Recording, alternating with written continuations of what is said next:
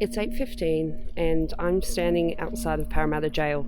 The old jail appears pretty foreboding in the cold darkness it sits in at the moment.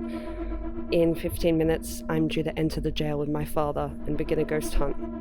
I have to say my nerves are starting to run wild as the jail stares back at me. It's as if it's been waiting to greet me.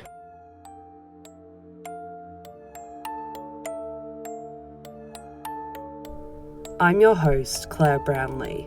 You're listening to Parra-Normal.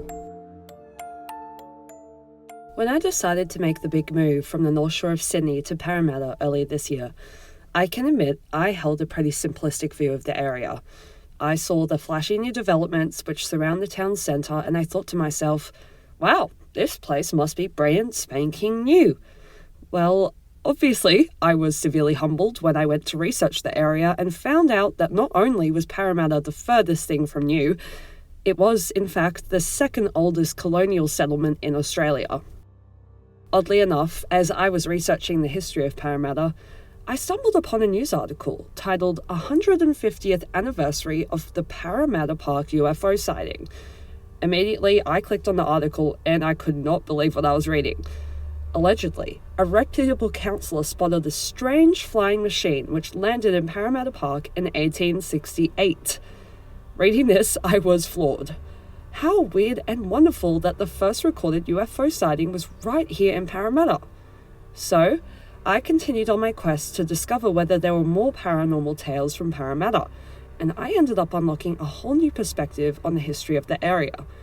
My discovery led me straight to the alleged haunting of the infamous Parramatta Gaol.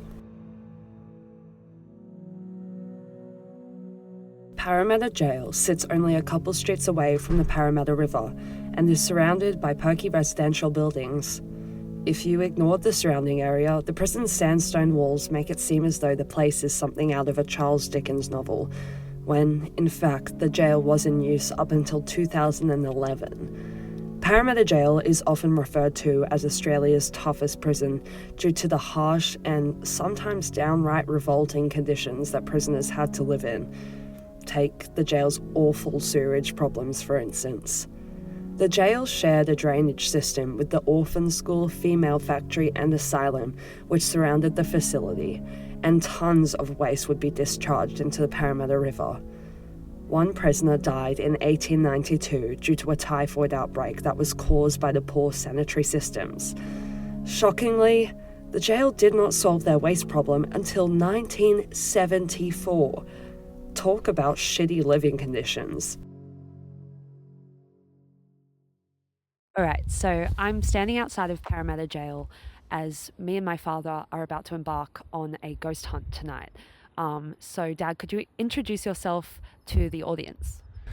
My name is Matthew Brownlie, father of Claire, and I'm actually really looking forward to tonight.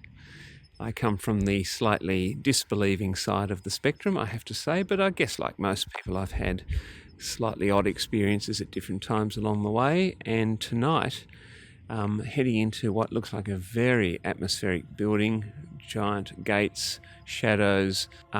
It really sets the scene for what should be a fascinating evening. My dad and I entered Parramatta Gaol, which was incredibly dark and menacing. We were told how our night was going to pan out. We would be conducting experiments in different wings of the prison that have had paranormal activity previously.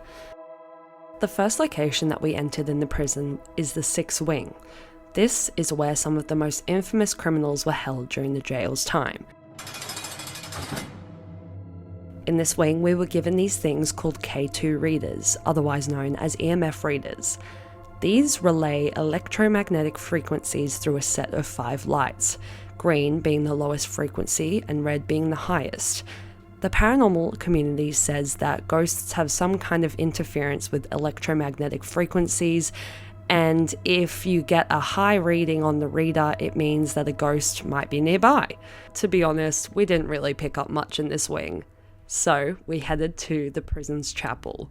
In the chapel, we were using a piece of ghost hunting equipment called the spirit box.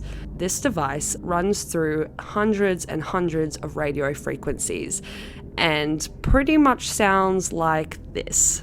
Nope. pretty strangely, every single person in our group who sat through this experiment said that they heard a really deep male voice coming through. I heard it too, and I was a little bit freaked out. However, we didn't really get any clear messages coming through. It was at this point in the night where I was starting to feel a little bit bummed. I hadn't heard anything or seen anything, and everyone else in my group seemed to be getting tapped and tugged and hearing voices, so honestly I was feeling a little bit left out.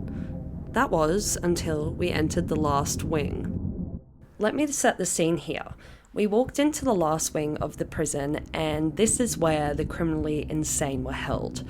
We were greeted by a woman who seemed a little bit shaken up.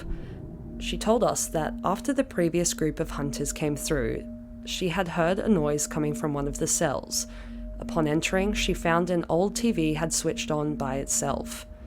My group was a little bit creeped out by this, given the fact that there was virtually no logical explanation for this occurrence.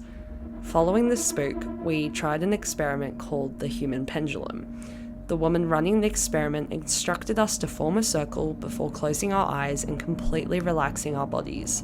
Then she called for a spirit to push someone forward to be chosen as a pendulum. What do you know? The person chosen by the spirit was my dad.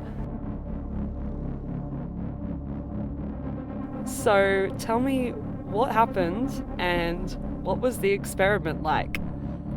Well, it was very interesting because apart from one moment in the experiment where I thought the host was trying to second guess what I was trying to say, certainly at the start of the experiment, and I'm not exaggerating this at all, it was very obvious to me that I was being eased or influenced to lean forward or backwards by who knows what. I didn't expect to move at all, but I did, and that was a very honest thing. So I don't know whether I imagined it, it's auto-suggestion, or what, but very interesting.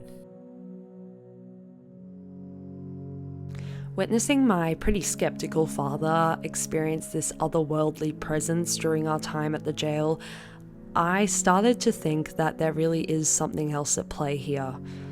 Now, I don't think you can ever say for certain that something is paranormal. However, I think the history of Parramatta Jail points to the fact that there is a long, long history within the walls of sadness, grief, devastation, tragedy. I mean, it's undeniable. And if it's true that places hold memory, then perhaps it is something from the other side trying to share their story. Leaving the prison, I felt extremely grateful for the life I have.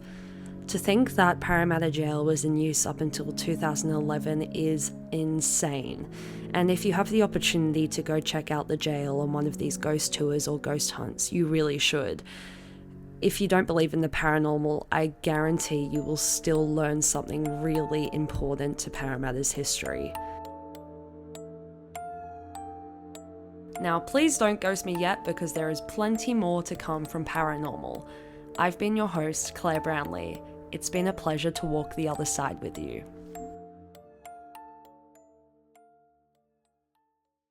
Music for this podcast was sourced on Pixabay. Thank you to Universefield for the music Scary Ambience, Creepy Look, Creepy Dark Atmosphere, and Spooky Dark Night. Thank you to Lee Robinson for the music Voices of Ghosts. And finally, thank you to Timothy Coolig for An Evil Wind.